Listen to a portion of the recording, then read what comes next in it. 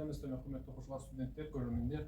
Біз өткен дәрісімізде сабағымызда математикалық индукция принципін мына бірінші формуланы пайдалануға дәлелдеуге пайдаланған болатынбыз. Тақсамдардың сосын түсіне арналған формула.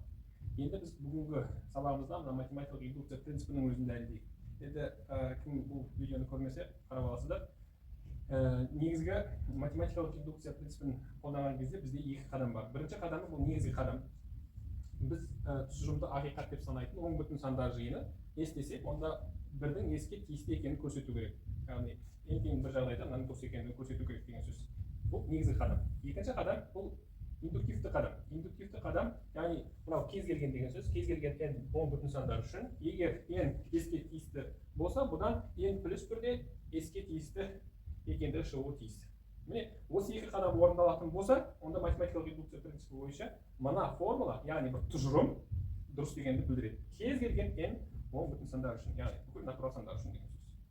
Міне, енді бір ғана бізге бір қасиет бар. Қазір біз осы принципті дәлелдеу барысында пайдаланамыз. Реттілік қасиеті деген, немесе реттілік принципі, the well ordering property деп аталады ағылшынша.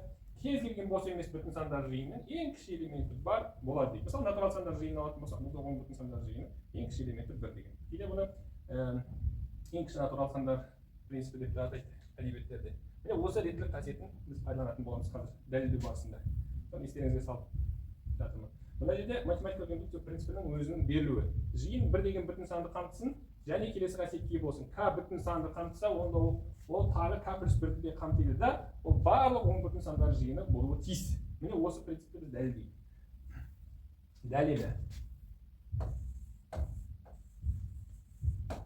Дәлел.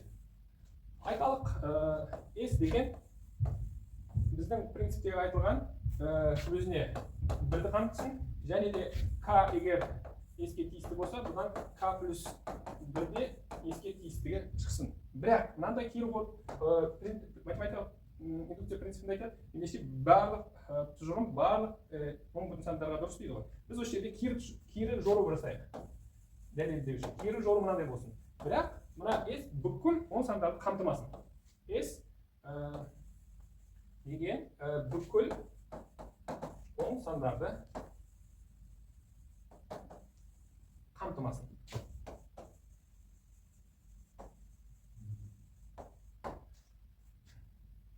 Жақсы, S бірді қамтып тұр. К S-ке тиісті, К плюс біріміз S-ке тиісті.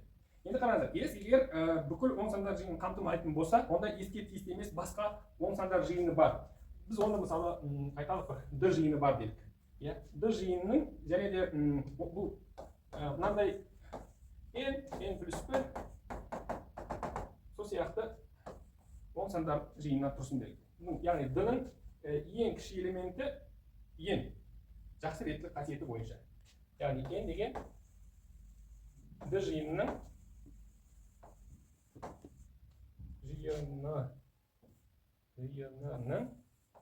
ең кіші элементі. Бұл жақсы реттілік, жақсы реттілік дейміз, реттілік қасиеті бойынша.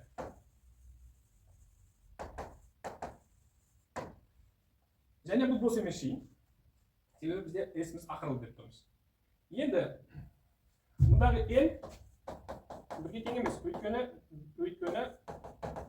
өйткені бір S-те жатыр. Ал D S-ке тиісті емес оң бүтін сандар жиыны. Жақсы. Енді сонда мына S жиынының ең үлкен элементі n-1 болып тұр. n-1 S-ке тиісті.